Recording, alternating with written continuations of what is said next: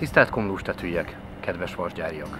Sok szeretettel köszöntöm Önöket, Solymasi Árpád vagyok.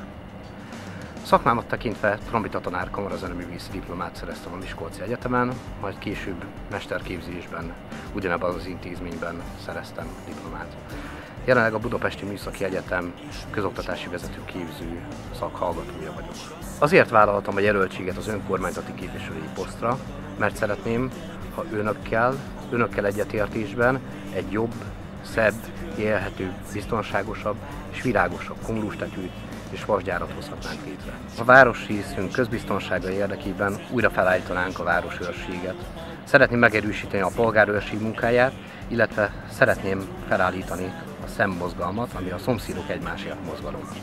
Ennek köszönhetően a közbiztonságot helyreállítanánk, és a rengeteg igénytelen szemetes területet fel tudnánk számolni, elsősorban a vasgyár területén. Szeretném a komlóstetűnek nem csak ez a része lenne ilyen szép, virágos és zöld, hanem az egész választókerületéné válhatna. Higgyék el, ez nem pénz, hanem akarat kérdése. Önökkel együtt virágosabbá tesszük ezt a választókerületet. Évente kétszer parkosítási programot hirdetek majd az egész komlóstetű területére, illetve a vasgyár területére is. A választási kampányban nagy hangsúlyt fektettem az önök véleményére, és teszem ezt a továbbiakban is. Ennek köszönhetően egy zöld füzetecskét nyitottam, melynek most már a második példányát tartom a kezemben, ugyanis az első betelt. Ebbe írták bele önök és én is azokat a feladatokat, melyek rám várnak 2014 és 2019 között. Ilyen jogos igény az is, hogy komlóstetőn az önök igényeinek megfelelően új kutyafuttatót építsünk, melyre nagyon nagy szükség van, ugyanis sok a konfliktus a játszótéren játszó gyerekek szülei és az állatbarát kutyatartók között. Szeretném még továbbá önökkel együtt, hogyha nem közösségi tereket zárnánk be, hanem új közösségi tereket nyitnánk nyugdíjasoknak és fiataloknak egyaránt, komlóstetőn és a vasgyárban is.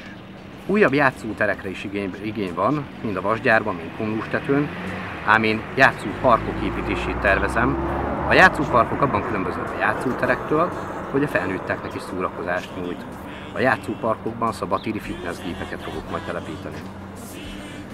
A közösségi közlekedés szempontjából nagyon fontos az önök igényeinek figyelembevétele. Szeptember 15-én új menetrenddel közlekednek a buszok, melyek a visszajelzések szerint nem váltották be a hozzáfűzött reményeket, ezért az önök igényei alapján újra fogjuk tervezni a közösségi közlekedést.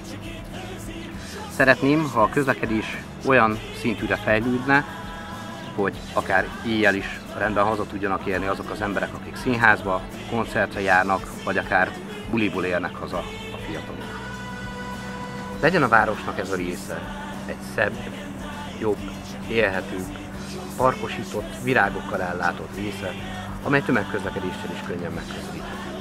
Ezért szavaznak rám, Solymasi Árpádra 2014. október 12-én. Köszönöm szépen a figyelmet!